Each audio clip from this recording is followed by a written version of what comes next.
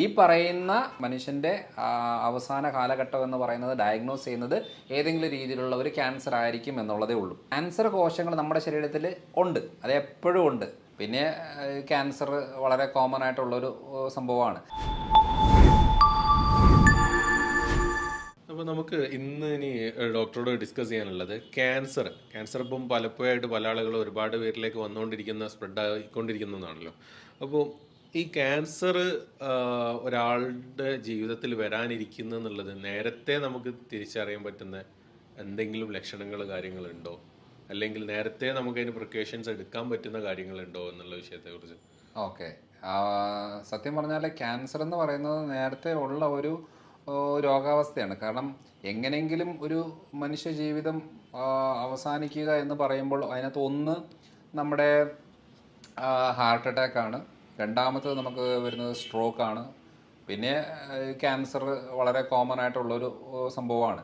ഇപ്പം സ്ട്രോക്കും ഹാർട്ട് അറ്റാക്കിൻ്റെ എണ്ണം കൂടുന്നുണ്ട്. എന്നാലും നമുക്ക് കുറേ ഇപ്പം ആയുസ് കൂടുതൽ നമുക്കുള്ളത് കൊണ്ട് നേരത്തെ രീതി വെച്ച് നോക്കുമ്പോൾ ചിലർ മാത്രം കൂടുതൽ നാൾ ജീവിക്കുകയും ചിലർ വളരെ പെട്ടെന്ന് മരിച്ചു പോകുന്ന ഒരു സാഹചര്യമുള്ള. അപ്പം എവറേജ് എടുത്ത് നോക്കുമ്പോൾ ലൈഫ് സ്പാൻ കുറവാണ്. ഇപ്പം ലൈഫ് സ്പാൻ കൂടുതലാണ്. അപ്പോൾ ഇപ്പോൾ കേരളത്തൊക്കെ എന്ന് പറഞ്ഞാൽ ഇപ്പോൾ 80 വയസ്സിന് മുകളിലോട്ടായി ആവറേജ് ലൈഫ് സ്പാൻ. പക്ഷേ ആക്ച്വലി ഈ പറയുന്ന പല എന്ന് വെച്ചാൽ മനുഷ്യൻ്റെ അവസാന കാലഘട്ടം എന്ന് പറയുന്നത് ഡയഗ്നോസ് ചെയ്യുന്നത് ഏതെങ്കിലും രീതിയിലുള്ള ഒരു ക്യാൻസർ ആയിരിക്കും എന്നുള്ളതേ ഉള്ളൂ. അപ്പം ക്യാൻസർ എന്ന് പറയുന്നതിന് പല കാരണങ്ങളുണ്ട്. ജസ്റ്റ് നമുക്കൊരു ക്യാൻസർ വന്നു, അയ്യോ എനിക്കെങ്ങനെ ഈ ക്യാൻസർ വന്നു എന്ന് പറഞ്ഞ് ടെൻഷൻ അടിക്കുന്ന രീതിയല്ല. കാരണം ക്യാൻസർ കോശങ്ങൾ നമ്മുടെ ശരീരത്തിൽ ഉണ്ട്, അത് എപ്പോഴും ഉണ്ട്. പക്ഷെ നമ്മുടെ ഇമ്മ്യൂണിറ്റി ലെവൽ നല്ല സ്ട്രോങ് ആയിട്ട് നിൽക്കുന്നതുകൊണ്ട് ഈ ക്യാൻസർ സെൽസിൻ്റെ ഗ്രോത്ത് ആയാലും അതിൻ്റെ ആക്ടിവിറ്റീസിനെയൊക്കെ സപ്രസ് ചെയ്ത് വെച്ചുകൊണ്ടിരിക്കുന്നത് കൊണ്ടാണ് നമ്മൾ കറക്റ്റായിട്ട് പൊയ്ക്കൊണ്ടിരിക്കുന്നത്. പക്ഷേ ഈ സെല്ലിൻ്റെ ഡിവിഷൻ ഓരോ പ്രായത്തിനനുസരിച്ച് ആയി വരുമ്പോൾ സ്പീഡ് കൂടുമ്പോഴാണ് നമ്മൾ പെട്ടെന്ന് മരിക്കുന്ന രീതിയിലേക്ക് വരുന്നത്. കാരണം ഒരു സെല്ലിന് ഇപ്പോൾ ഒരു 50 ഡിവിഷനാണ് ഉള്ളതെങ്കിൽ 25 ഡിവിഷൻ വരെ കറക്റ്റ് രീതിയിൽ പോവുകയും പിന്നെ സ്പീഡ് കൂടുമ്പോൾ മ്യൂട്ടേഷൻ്റെ ഭാഗമായിട്ട് സ്പീഡ് കൂടുന്നതനുസരിച്ച് നമുക്ക് പെട്ടെന്ന് നമ്മുടെ ആ സെല്ലിൻ്റെ ഡെത്ത് ആകുകയും അതിൻ്റെ ഭാഗമായിട്ട് മനുഷ്യ ശരീരം മരിക്കുകയും ചെയ്യുന്നതാണ്. അപ്പോൾ ക്യാൻസർ വരുമെന്ന് പറഞ്ഞാൽ നമുക്ക് നേരത്തെ എങ്ങനെ തിരിച്ചറിയാമെന്നുള്ളത് വളരെ സിമ്പിളായിട്ടുള്ളൊരു കാര്യമാണ്. ക്യാൻസർ എന്ന് പറയുന്ന കാര്യം നമുക്ക് ഉണ്ട് എന്ന് തിരിച്ചറിയും. ഇപ്പോൾ ഞാൻ ഏറ്റവും കൂടുതൽ ട്രീറ്റ് ചെയ്യുന്നൊരു മേഖല തൈറോയ്ഡ് ആയതുകൊണ്ട്, അപ്പോൾ ഈ തൈറോയ്ഡുമായിട്ട് ബന്ധപ്പെട്ട് നമ്മളിപ്പോൾ ഒരു ദിവസം നമ്മുടെ അടുത്ത് ഒരു 500 പേര്, നമ്മൾ പല സെൻറ്ററുകളായിട്ട് ഒരു 500 പേര് വന്നാൽ അതിനകത്ത് മിനിമം ഒരു 10 പേരെങ്കിലും നമുക്കിത് ക്യാൻസറായിട്ട് കണ്ടുപിടിക്കാൻ പറ്റുന്നുണ്ട്. കാരണം ഏറ്റവും കൂടുതൽ ഇപ്പം തൈറോയ്ഡ് കേസ് ഉള്ളത് കൊണ്ട് എല്ലാവർക്കും നിർബന്ധമായിട്ട് തൈറോയ്ഡ് ഗ്ലാൻഡ് സ്കാൻ ചെയ്യുന്നുണ്ട്. സ്കാൻ ചെയ്തതിൻ്റെ ഭാഗമായിട്ട് നമുക്ക് ഗ്രേഡിങ് വരും. പക്ഷേ ഈ പറയുന്ന ആളുകൾക്കൊന്നും ഒരു സിംറ്റമും കാണിക്കത്തില്ല. പലപ്പോഴും നമ്മൾ പല കാരണങ്ങൾക്കായിട്ടാണ് വരുന്നത്. ചിലപ്പോൾ വേദന, ക്ഷീണം, അല്ലെങ്കിൽ നീർക്കെട്ട്, മടി, ഗ്യാസിൻ്റെ പ്രശ്നം എന്നൊക്കെ പല പ്രശ്നം പറയുകയും നമ്മൾ ഈ കാര്യങ്ങളൊക്കെ വരുമ്പോൾ തൈറോയിഡിലേക്ക് സ്കാൻ ചെയ്ത് നോക്കുമ്പോൾ അവിടെ മുഴ കാണുകയും അത് ടെസ്റ്റ് ചെയ്ത് നോക്കുമ്പോഴത്തേക്കും ക്യാൻസർ ആകുന്ന കണ്ടീഷൻ വരുന്ന കാര്യങ്ങളും ഉണ്ട്. അപ്പം നമുക്ക് ഒരു കാരണമായിട്ട് എടുത്ത് പറയാൻ പറ്റത്തില്ല. പലപ്പോഴും ഇപ്പോൾ വായിലൊക്കെ ആണെന്നുണ്ടെങ്കിൽ പാടുകൾ കാലങ്ങളായിട്ട് കിടക്കുന്നതുണ്ട്. അത് നമ്മൾ അത്ര നല്ലതല്ല. കാരണം അത് നമ്മൾ ബയോപ്സി എടുത്ത് നോക്കി ചെക്ക് ചെയ്തിട്ട് വേണം കൂടുതലായിട്ട് ചെയ്യാൻ. അപ്പം നമുക്ക് കണ്ടുപിടിക്കാനായിട്ട് വളരെ എളുപ്പമാണ്. പക്ഷെ നേരത്തെ വരുന്ന സിംറ്റംസ് നമ്മൾ ശ്രദ്ധിക്കേണ്ട കാര്യം എന്ന് വെച്ചാൽ ഏതെങ്കിലും ഒരു ഇൻഫെക്ഷനോ പ്രശ്നങ്ങളോ ഉണ്ടെങ്കിൽ അത് മാറാതെ നിൽക്കുക എന്നുള്ളതാണ് ആദ്യത്തെ കാര്യം. അപ്പോൾ എൻ്റെ ഒരു ഫ്രണ്ട് ഉണ്ടായിരുന്നു, എൻ്റെ കൂടെ പഠിച്ച ഒരാളാണ്. ആ വ്യക്തി എന്ന് പറയുന്നത് വളരെ സ്കെൽട്ടായിരുന്നു, വളരെ വണ്ണം കുറഞ്ഞ ഒരാളായിരുന്നു. അടുപ്പിച്ച് കുറച്ച് നാളിങ്ങനെ ലൂസ് മോഷനും കാര്യങ്ങളെല്ലാം വന്നിട്ട് ഒരു ദിവസം നോക്കുമ്പോൾ ബ്ലഡ് ക്യാൻസർ ആയിരുന്നു. കുറച്ച് നാൾ കൊണ്ട് തന്നെ മരിച്ചു. എന്നാലും ഒരു സിംറ്റമും കാണിച്ചില്ല, ഒരു കാര്യങ്ങളും കാണിച്ചില്ല.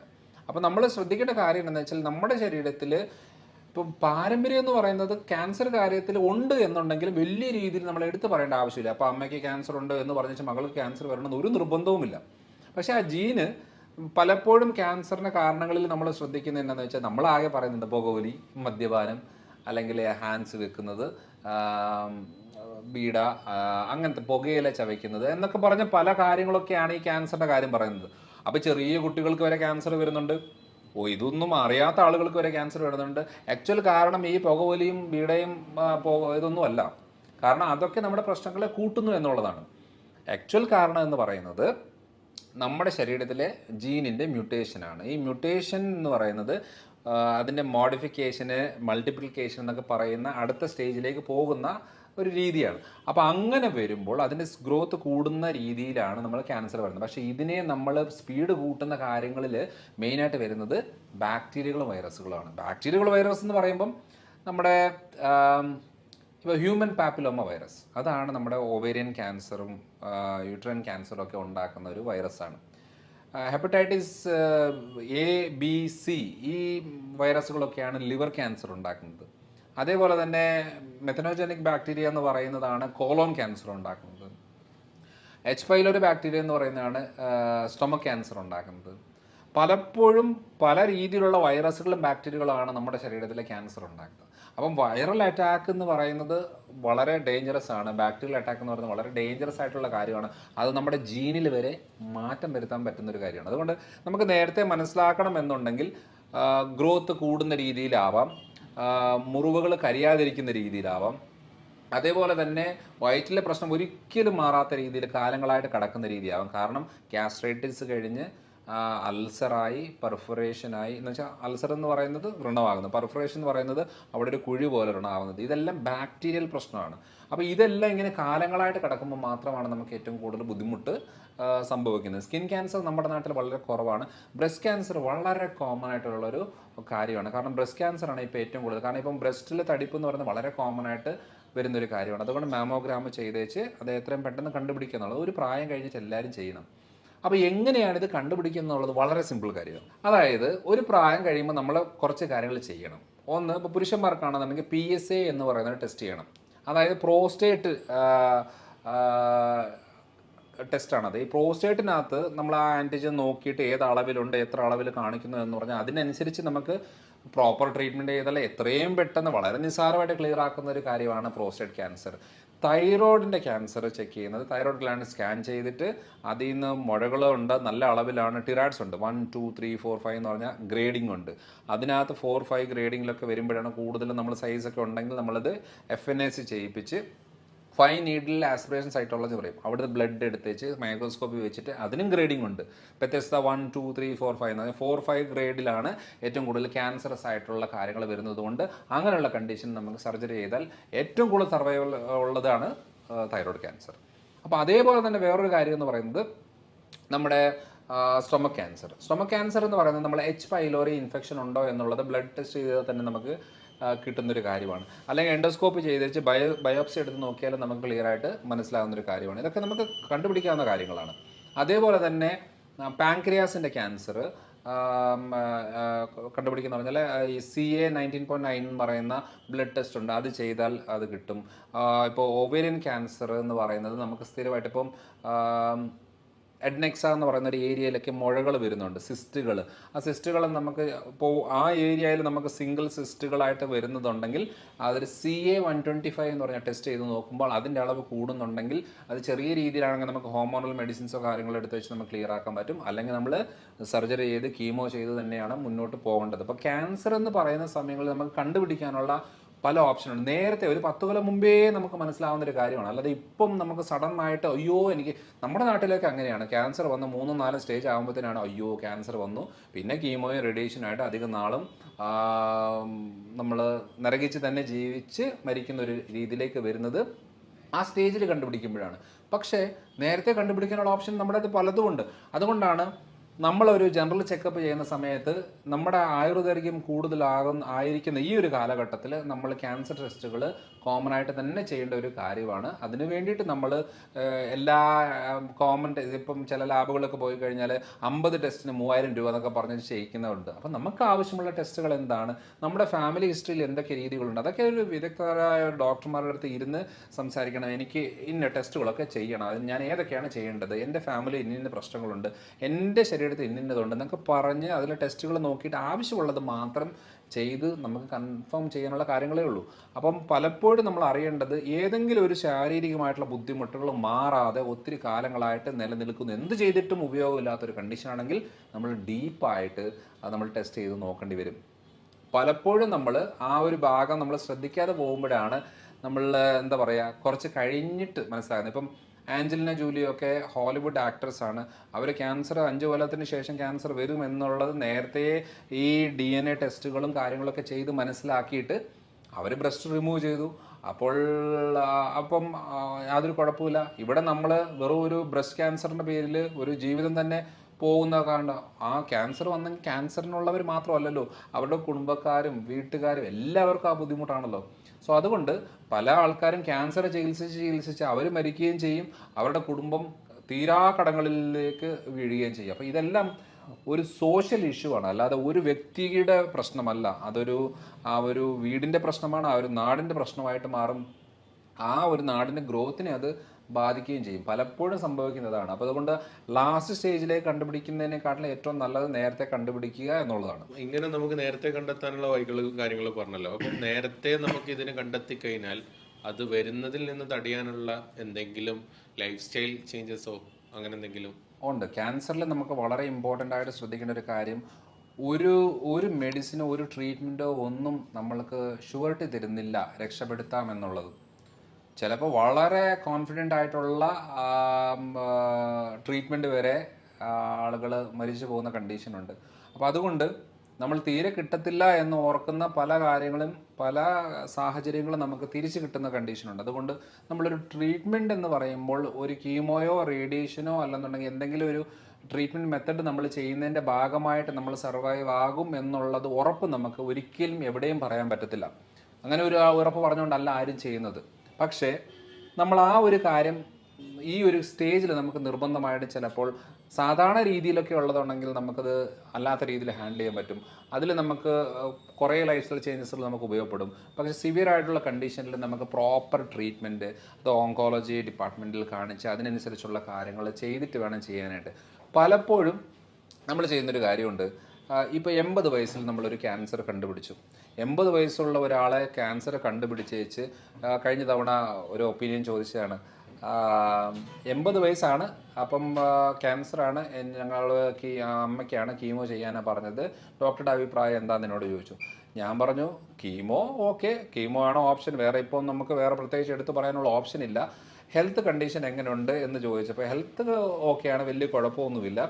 അപ്പം ഞാൻ ചോദിച്ചൊരു ചോദ്യം, സത്യം പറഞ്ഞാൽ നമ്മൾ ഈ ഒരു ഏജ്ഡ് ആയിട്ടുള്ളൊരു സമയം, പ്രത്യേകിച്ചും 75, 80, 85 വയസ്സ് സമയങ്ങളിൽ നമ്മൾ ഈ കീമോയും റേഡിയേഷനും ഒക്കെ പോയിട്ട് പല കോംപ്ലിക്കേഷൻസ് അതിനുണ്ടാകും. നമ്മളൊരു യങ് ഏജിലൊക്കെ ആണെന്നുണ്ടെങ്കിൽ ഓക്കെ, പക്ഷെ ഒരു ഏജ്ഡ് ആയതിനു ശേഷം നമ്മൾ പിന്നെ സ്ട്രോക്ക് വരികയും അറ്റാക്ക് വരികയും ഹെൽത്ത് വളരെ മോശമാകുന്നൊരവസ്ഥ വരികയും ഹെൽത്ത് ബോഡി റീജനറേറ്റ് ആയിട്ട് വരാനുള്ള സമയമില്ലാതെ വരികയും പിന്നെ അവസാന കാലഘട്ടം ICUയും ട്രീറ്റ്മെൻറ്റും ഒക്കെ ആയിട്ട് അങ്ങനെ ഒരു ബുദ്ധിമുട്ടിലേക്ക് പോകാതിരിക്കുന്നതാണ് ഏറ്റവും നല്ലൊരു ഓപ്ഷൻ. ആ സമയങ്ങളിലും അതേപോലെ തന്നെ ഈ പ്രിവെൻറ്റ് ചെയ്യാനും വന്നവർക്കുമായിട്ടുള്ള ഹെൽപ്പ് ചെയ്യാനുള്ള നല്ലൊരു കാര്യം എന്ന് പറയുന്നത് ആൻറ്റി ഓക്സിഡൻസ് റിച്ച് ആയിട്ടുള്ള ഡയറ്റാണ് നമുക്ക് വേണ്ടത്. ഫ്രീ റാഡിക്കൽസ് എന്ന് പറയുന്നത് ബയോളജിക്കൽ എൻഡ് പ്രൊഡക്റ്റ് എന്ന് പറയും. നമ്മുടെ ശരീരത്തിലെ എല്ലാ മെറ്റബോളിസം കഴിഞ്ഞേച്ച് വരുന്ന വിഷാംശങ്ങൾ ബോഡിയിൽ സ്റ്റോറായി വരുന്ന അനുസരിച്ച് അതിൻ്റെ ഭാഗമായിട്ട് മ്യൂട്ടേഷൻ വരികയും ക്യാൻസർ വരികയും വരുന്ന സാഹചര്യങ്ങൾ കൂടുതലുണ്ട്. അപ്പോൾ ഈ വിഷാംശങ്ങളൊക്കെ ക്ലിയർ ആക്കി എടുക്കണമെന്നുണ്ടെങ്കിൽ നമുക്ക് ആൻറ്റി ഓക്സിഡൻസ് വേണം. ഈ ആൻറ്റി ഓക്സിഡൻസ് നമ്മുടെ ശരീരത്തിൽ തന്നെ പ്രൊഡ്യൂസ് ആകുന്നൊരെണ്ണമാണ്. അതിനകത്ത് വിറ്റമിൻ ഇയും ഗ്ലൂട്ടത്തയനും അങ്ങനെ പല കാര്യങ്ങൾ ആൻറ്റി ഓക്സിഡൻസ് വരുന്നുണ്ട്, omega-3. അപ്പം ഇത് ഉള്ളിൽ നിന്ന് പ്രൊഡ്യൂസ് ആകുന്ന പോലെ തന്നെ നമുക്ക് പുറത്തുനിന്നും കൂടെ സപ്ലൈ ചെയ്യുവാണെങ്കിൽ ഏറ്റവും നല്ലത്. IV ഇഞ്ചെക്ഷൻസ് വളരെ നല്ലതാണ് ഇതേപോലത്തെ ആൻറ്റി ഓക്സിഡൻസ് ഒക്കെ എടുക്കുന്നത്. അതേപോലെ തന്നെ ഓറലി എടുക്കുകയാണെന്നുണ്ടെങ്കിൽ വിറ്റമിൻ D നല്ലൊരു ആൻറ്റി ഓക്സിഡൻ്റ് ആണ്. നല്ല ഹൈ ഡോസേജിൽ നമ്മൾ ക്യാൻസറസ് കണ്ടീഷൻ എന്ന് പറയുന്നത് ഹൈ ഡോസിൽ തന്നെ നമ്മൾ വീക്ക്ലി വൺസ് എടുക്കുന്നത് 2-3 തവണയൊക്കെ നമ്മൾ പ്രിഫർ ചെയ്യുന്നതിൻ്റെ മെയിൻ കാര്യം എന്ന് പറയുന്നത് വിറ്റമിൻ D നല്ലൊരു ആൻറ്റി ഓക്സിഡൻ്റ് ആണ്. അതേപോലെ തന്നെ omega-3 നല്ലൊരു ആൻറ്റി ഓക്സിഡൻ്റ് ആണ്. ഗ്ലൂട്ടാത്തയോൺ നല്ലൊരു ആൻറ്റി ഓക്സിഡൻ്റ് ആണ്. കാൽസ്യം സപ്ലൈ ചെയ്യുന്നത് നല്ലൊരു കാര്യമാണ്. അതേപോലെ തന്നെ സിങ്ക് സെലേനിയം കഴിക്കുന്നത് നല്ലൊരു കാര്യമാണ്. ഇതെല്ലാം സപ്ലിമെൻറ്റ്സിൽ വരുന്ന കാര്യമാണ്. ഇത് തന്നെ നമ്മുടെ ഫുഡിൽ വരുമ്പോൾ എന്ന് പറയുമ്പോൾ പച്ചക്കറികൾ ഏറ്റവും കൂടുതൽ കിഴങ്ങ് വർഗ്ഗങ്ങളല്ല. ഇപ്പോൾ ഉരുളക്കിഴങ്ങ് ഒരു പച്ചക്കറി അല്ല, അതൊരു കിഴങ്ങ് വർഗ്ഗമാണ്. പച്ചക്കറികളിലും ഇലക്കറികളിലുമാണ് ഏറ്റവും കൂടുതൽ വൈറ്റമിൻസും മിനറൽസും ആൻറ്റി ഓക്സിഡൻസും ഉള്ളത്. പിന്നെ ഉള്ളത് റെഡ് മീറ്റ്സ് അധികം ഉപയോഗിക്കാതിരിക്കുന്നതാണ് നല്ലത്. വൈറ്റ് മീറ്റ് എന്ന് പറഞ്ഞാൽ ചിക്കനും ഫിഷും, അതേപോലെ തന്നെ എഗ്ഗ്, അതേപോലെ തന്നെ പയറുപരിപ്പ് വർഗ്ഗങ്ങൾ, മഷ്റൂം, അങ്ങനത്തെ രീതിയിലുള്ള പ്രോട്ടീൻസ് ഏറ്റവും കൂടുതൽ ശരീരത്തിന് ഉപയോഗപ്പെടുന്ന ഒരു കാര്യമാണ്. പിന്നെ ഉള്ളത് ക്യാൻസറും ഗ്ലൂക്കോസും തമ്മിലൊരു കണക്ഷൻ ഉണ്ട്. ക്യാൻസർ സെല്ലും ഗ്ലൂക്കോസും ലേറ്റസ്റ്റ് റിസർച്ചുകളിലെല്ലാം പറയുന്ന കാര്യം എന്ന് പറയുന്നത്, ഗ്ലൂക്കോസ് ബോഡിയിലേക്ക് കൂടുതൽ സപ്ലൈ ചെയ്ത് കഴിഞ്ഞാൽ ക്യാൻസർ സെൽസിൻ്റെ ഗ്രോത്ത് സ്പീഡപ്പ് ആകും. അതുകൊണ്ട് കീമോ എടുത്താലും റേഡിയേഷൻ എടുത്താലും ഒന്നും ചെയ്തില്ലെങ്കിലും ക്യാൻസർ ഉള്ള ആളുകൾ ആദ്യം ശ്രദ്ധിക്കേണ്ടത് ഇതിൻ്റെ ഗ്രോത്ത് മൾട്ടിപ്ലിക്കേഷൻ സ്പീഡപ്പ് ആകാതിരിക്കണമെന്നുണ്ടെങ്കിൽ ഗ്ലൂക്കോസ് കട്ട് ഡൗൺ ചെയ്യണം. ഗ്ലൂക്കോസ് കുറയ്ക്കാതെ ക്യാൻസർ സെല്ലിൻ്റെ ഗ്രോത്ത് കുറയ്ക്കാനോ കൺട്രോൾ ചെയ്യാനോ പറ്റത്തില്ല. നമ്മളിപ്പോൾ കീമോ ചെയ്തു, റേഡിയേഷൻ ചെയ്തു, മരുന്നുകൾ എടുത്തു, എന്തും ആയിക്കോട്ടെ, കുറച്ച് കാലത്തിനുള്ളിൽ വീണ്ടും വരും. അല്ലാതെ അത് വലിയ തീർന്നു എന്ന് പറഞ്ഞൊരു കാര്യമല്ല. ഇപ്പം 100 പേർക്ക് ഈ ട്രീറ്റ്മെൻറ്റ് കാര്യങ്ങളെല്ലാം ചെയ്തു, അവർക്ക് ക്യാൻസർ ഉണ്ടായിരുന്നു, ട്രീറ്റ്മെൻറ്റ് എല്ലാം ചെയ്തു, അതിൽ ഒരു 60% ആളുകൾക്കും വീണ്ടും വരികയാണ്. 2 കൊല്ലം കഴിഞ്ഞ് 5 കൊല്ലം കഴിഞ്ഞ് വീണ്ടും വരികയാണ്. കാരണം അതിനകത്തൊരു സൊല്യൂഷൻ ആയിട്ടില്ല. വന്നതിനെ കുറച്ചു എന്നുള്ളതല്ലാതെ വീണ്ടും വരാനുള്ള ടെൻഡൻസി ആ ശരീരപ്രകൃതത്തിന് കാണിക്കുന്നത് കൊണ്ട് അതിനെയാണ് നമ്മൾ ക്ലിയർ ആക്കേണ്ടത്. അങ്ങനെ ഉള്ളപ്പോഴാണ് നമ്മൾ ഈ പറഞ്ഞ ഗ്രെയിൻ ഫ്രീ ഡയറ്റ്, അതേപോലെ നമ്മുടെ ഗ്ലൂക്കോസ് കട്ട് ചെയ്തിട്ടുള്ള ഡയറ്റാണ് ഏറ്റവും കൂടുതൽ അവർക്ക് ഹെൽപ്പ് ചെയ്യുന്നത്. വെച്ചാൽ വൈറ്റമിൻസും മിനറൽസും പ്രോട്ടീൻസും ഒക്കെ നന്നായിട്ട് കഴിക്കാം, പക്ഷെ ഗ്ലൂക്കോസ് കണ്ടൻറ്റ് കൂടുതലായിട്ട് എടുക്കുമ്പോൾ ഈ പറയുന്ന ബുദ്ധിമുട്ടുകൾ കൂടും. അതുകൊണ്ട് ക്യാൻസർ കണ്ടീഷനിൽ നമ്മൾ ഏറ്റവും കൂടുതൽ ശ്രദ്ധിക്കേണ്ടത് ബാക്കി ഭക്ഷണങ്ങൾ കൂടുതൽ എടുക്കുകയും ഗ്ലൂക്കോസ് കണ്ടന്റ്, ഇൻ്റർമീഡിയറ്റ് ഫാസ്റ്റിംഗ് നല്ലൊരു ഓപ്ഷനാണ് ക്യാൻസർ ഉള്ള ആളുകൾക്കും ക്യാൻസർ വരാതിരിക്കാനായിട്ട് ഹെൽപ്പ് ചെയ്യുന്നത്. എന്ന് വെച്ചാൽ 16 മണിക്കൂറത്തെ ഫാസ്റ്റിംഗ് എന്ന് വെച്ചാൽ 3 രീതിയിൽ അത് ചെയ്യാം. രാവിലെ 9 മണി, 1 മണി, 5 മണി, ഈ 3 നേരം കഴിക്കുകയും 5 മണി കഴിഞ്ഞാൽ പിറ്റേ ദിവസം 9 മണി കഴിച്ചാൽ അത് ഇൻ്റർമീഡിയറ്റ് ഫാസ്റ്റിംഗ് ആയി. അല്ലെങ്കിൽ രാവിലെ 8 മണി,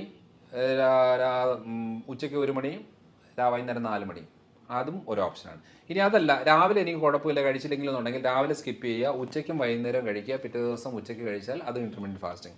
എനിക്ക് രാവിലെ നിർബന്ധമാണ്, രാത്രി കഴിച്ചില്ലെങ്കിലും കുഴപ്പമില്ലെന്ന് പറഞ്ഞാൽ രാവിലെയും ഉച്ചയ്ക്കും കഴിക്കുക, രാത്രി കഴിക്കാതെ പിറ്റേ ദിവസം രാവിലെ കഴിക്കുകയാണെങ്കിൽ അത് ഇൻ്റർമീഡിയറ്റ് ഫാസ്റ്റിംഗ് ആണ്. ഇത് കറക്റ്റായിട്ട് നമ്മളൊരു 3 months ഫോക്കസ് ചെയ്ത് ചെയ്യുകയാണെന്നുണ്ടെങ്കിൽ ക്യാൻസർ ഗ്രോത്ത് കുറയും. ഇതൊരു ഓട്ടോഫേജ് എന്ന് പറയുന്നൊരു കോൺസെപ്റ്റാണ്. നമ്മുടെ പുതിയ കോശങ്ങളെയൊക്കെ പഴയ ഫ്രീ റാഡിക്കൽസിനെയും വിഷാംശങ്ങളെയൊക്കെ സ്വയം തിന്ന് ക്ലിയർ ആക്കുന്ന ഒരു മെത്തഡാണ്. ഇതൊക്കെയാണ് ക്യാൻസർ കണ്ടീഷൻ ഏറ്റവും കൂടുതലായിട്ട് നമ്മൾ ഫോക്കസ് ചെയ്യേണ്ട ഒരു കാര്യം. അപ്പോൾ ഈ ഗ്ലൂക്കോസ് കുറയ്ക്കുക എന്ന് പറഞ്ഞ സമയത്ത് പലപ്പോഴായിട്ട് ഡോക്ടർ ഒരുപാട് വീഡിയോസിൽ പറഞ്ഞതാണെങ്കിലും പുതുതായിട്ട് ഒരാൾ കാണുന്ന അദ്ദേഹത്തിൻ്റെ ഒരു അറിവ് കിട്ടിക്കോട്ടെ എന്ന് ഉള്ളവർക്ക് ചോദിക്കുകയാണ്. അപ്പം ഈ അരിഭക്ഷണങ്ങളാണോ കുറയ്ക്കേണ്ടത്, അല്ലെങ്കിൽ വേറെ എന്തെങ്കിലും മെയിനായിട്ട് കുറയ്ക്കേണ്ടത് ഒന്ന് ചെറിയ രൂപത്തിലൊന്ന് പറഞ്ഞാൽ നല്ലത്? ക്യാൻസർ കണ്ടീഷനിൽ അരിഭക്ഷണം മാത്രം കുറച്ചിട്ട് കാര്യമൊന്നുമില്ല. ബാക്കി കാര്യങ്ങളിൽ നമ്മളിപ്പം നോർമലായിട്ട് ഇപ്പം ഒരു കണ്ടീഷനിലാണെന്നുണ്ടെങ്കിൽ നമുക്ക് നീർക്കെട്ട് വേദനകൾ എന്നൊക്കെ പറഞ്ഞാൽ ഗ്രെയിൻസ് ആണ് മെയിനായിട്ട് കട്ട് ചെയ്യേണ്ടത്. അപ്പം കിഴങ്ങ് വർഗ്ഗങ്ങൾ കുറച്ചൊക്കെ ഉപയോഗിക്കുന്നുണ്ട്, കുഴപ്പമില്ല. അതേപോലെ ഏത്തപ്പഴം, ഉരുളക്കിഴങ്ങ്, ഇതൊക്കെ ചെറിയ അളവിൽ നമുക്ക് ഗ്ലൂക്കോസ് ഉള്ളതാണ്. സോ അതുകൊണ്ട് ഈ കണ്ടീഷന് കുഴപ്പമില്ല. പക്ഷെ ക്യാൻസർ കണ്ടീഷനിൽ ഒരു രീതിയിലും ഗ്ലൂക്കോസ് പറ്റില്ല. സോ അതുകൊണ്ട് അത് നമ്മൾ കുറച്ച് നാളത്തേക്ക് ഒരു 3 monthsലെങ്കിലും മനസ്സിൽ വെച്ചുകൊണ്ടാണ് അത് ചെയ്യേണ്ടത്. അപ്പോൾ അങ്ങനെയുള്ള ഡയറ്റ് എന്ന് പറയുന്നത് ഞാൻ പൊതുവേ പറഞ്ഞു, ഇപ്പോൾ എൻ്റെ വെബ്സൈറ്റ് drmanojjohnson.com എന്ന് പറയുന്ന വെബ്സൈറ്റിനകത്ത് ഫ്രീ ആയിട്ട് തന്നെ ഡയറ്റ് ചാർട്ടുകൾ ഇട്ടിട്ടുണ്ട്. അതിനകത്ത് ഗ്രെയിൻ ഫ്രീ ഡയറ്റാണ് അതിനകത്ത് വേണ്ടത്. എന്ന് വെച്ചാൽ രാവിലെ വല്ല ഓംലേറ്റോ നട്ട്സോ അങ്ങനെ എന്തെങ്കിലുമൊക്കെ ആയിട്ട്, ഉച്ചയ്ക്ക് ഫിഷ് അല്ലെങ്കിൽ വെജിറ്റബിൾസ് കാര്യങ്ങളൊക്കെ ആയിട്ട്, ഈവനിങ് ആയിട്ട് വല്ല സൂപ്പോ വെജിറ്റബിളോ അല്ലെങ്കിൽ ചിക്കനോ ആ ഒരു രീതിയിൽ എന്തെങ്കിലും, അല്ലെങ്കിൽ മഷ്റൂം, പനീർ, ഇപ്പം പയറുപരിപ്പ് വർഗ്ഗങ്ങൾ, കാർബോഹൈഡ്രേറ്റ് അതിനകത്ത് ഉൾപ്പെടുത്തുന്നുണ്ട്. പക്ഷേ പയറുപരിപ്പ് വർഗ്ഗങ്ങളിൽ കുറച്ച് അളവിലുണ്ട്.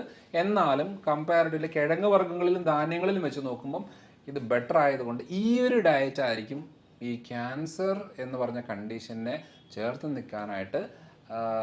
നിൽക്കാനായിട്ട് ഹെൽപ്പ് ചെയ്യുന്നൊരു കാര്യം. അല്ലാതെ കൂടുതൽ ഇപ്പം ഞാൻ ശ്രദ്ധിച്ചിട്ടുണ്ടെന്ന് വെച്ചാൽ നമ്മൾ ഈ ക്യാൻസർ ട്രീറ്റ്മെൻറ്റ് വരുമ്പോൾ നന്നായിട്ട് കഴിക്കണം എന്നാണ് പറയുന്നത്. അപ്പോൾ ഈ കൂടുതൽ ബിരിയാണിയും ഫ്രൈഡ് റൈസും ചോറുകളുമാണ് കഴിക്കുന്നതെങ്കിൽ ക്യാൻസർ സെൽസിന് ഗ്രോത്ത് സ്പീഡപ്പ് ആകുകയാണ്. നമ്മൾ ട്രീറ്റ്മെൻറ്റ് എടുക്കുമ്പം കുറയുന്നു, നമ്മൾ അതിനെ വീണ്ടും സ്പീഡപ്പ് ആക്കി കൊണ്ടുപോകണം. അപ്പോൾ അത് കുറയ്ക്കണം എന്നുണ്ടെങ്കിൽ ഈ പറയുന്ന ഗ്ലൂക്കോസ് കട്ട് ചെയ്തിട്ടുള്ള ഡയറ്റ് 3 months ഫോക്കസ് ചെയ്യുക എന്നുള്ളതാണ് മെയിനായിട്ട് അതിന് ആവശ്യം. ന്യൂട്രിയൻസ് കിട്ടും, പക്ഷേ ഗ്രോത്ത് കുറയ്ക്കാനായിട്ട് ഇത് കൂടുതലായിട്ട് ഹെൽപ്പ് ചെയ്യും. ഓക്കെ. ക്യാൻസറിനെ കുറിച്ച് നല്ലൊരു ഇൻഫർമേഷനാണ് സാറ് തന്നിട്ടുള്ളത്. നമുക്ക് മറ്റൊരു ടോപ്പിക്കുമായിട്ട് വീണ്ടും കാണാം. Thank you.